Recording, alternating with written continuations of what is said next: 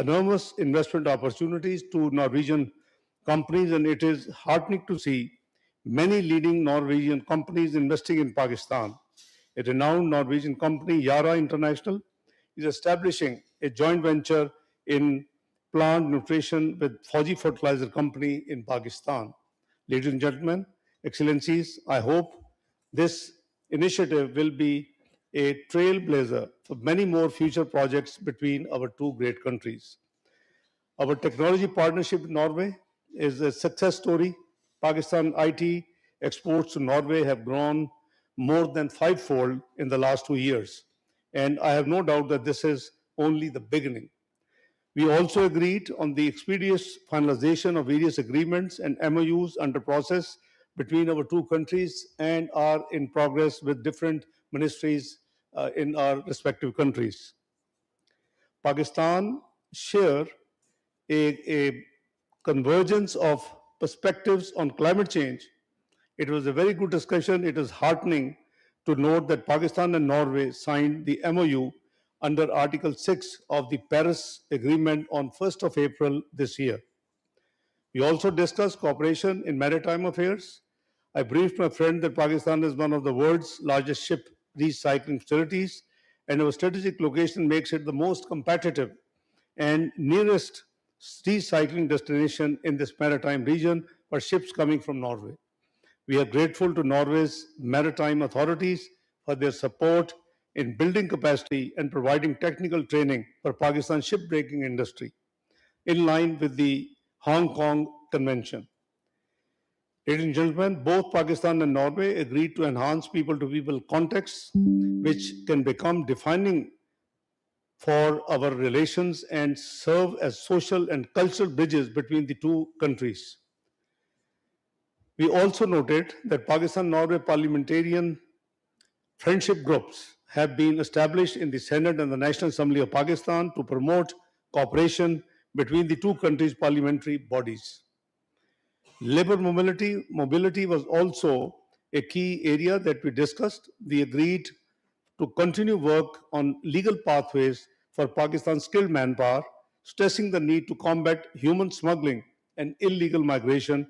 Both sides agreed that by providing safe, orderly, and regular migration channels, we not only protect migrants' rights and lives, but also dismantle the illegal model of smuggling human rights networks. Both Pakistan and Norway share a commitment to multilateralism, the principles of the United Nations Charter, respect for sovereignty and territorial integrity, and the peaceful settlement of disputes. Our two countries remain actively engaged on issues related to UN Security Council, and the two sides have strong convergence of views on major issues. Building on our previous experience working together in international bodies and multilateral fora, both sides affirmed their desire to continue mutual support and consultations in such forums. Ladies and gentlemen, during our discussions, I briefed Excellency, my friend, and his delegation on the issue of Jammu and Kashmir, which remains one of the long-standing unresolved international disputes and has been on the UN Security Council agenda since 1948, with numerous resolutions adopted on it by the Security Council since then. I also briefed His Excellency, my friend, that India had added a new dimension to an already volatile security situation by unilaterally announcing the abeyance of Indus Water Treaty in contravention of international law. We reiterate that India must end the weaponization of water and uphold its treaty obligations under the international legal obligations. I also briefed His Excellency Foreign Minister of Norway on our diplomatic efforts to promote dialogue, de-escalation, and peaceful settlement of the US-Iran conflict. I am grateful to His Excellency for appreciating Pakistan's role as a mediator in the conflict. Excellency has been actively in contact with me throughout post 28th of February issue, and we have been exchanging notes and updating each other on the developments which have been taking place in this context. I also shared and we also discussed broadly the latest trilateral agreement between Turkey, Saudi Arabia, and Pakistan, the Mecca Joint Defense Agreement 2026, We had great discussion, and it happens all the three countries enjoy the best of relations with Norway, and His Excellency has been interacting with our common colleagues, the foreign ministers of all these countries. We agreed on the need to find peaceful solution to the international conflicts in full respect of the principles of international law and the UN Charter. I thank His Excellency, my dear friend, for his visit. I am confident that this visit will open a new chapter in Pakistan-Norway relations and will contribute to greater cooperation and mutual prosperity for the people of both countries in the years ahead. I thank you, Excellency. Over to you. Your Excellency, Deputy Prime Minister, Foreign Minister Mohammad Isakdar, dear friends, I'm really happy and honored to be here. It's correct that it's 10 years ago since the last foreign minister's visit, so it was about time. And I promised you many months ago that I would come, and today I live up to my promise. And I was looking very much forward to this visit, which is short but very effective. And I very much look forward to the remainder of this day, where I have many interesting meetings with the government, also with Field Marshal Munir and with other key players. I want to say, I echo everything that was said.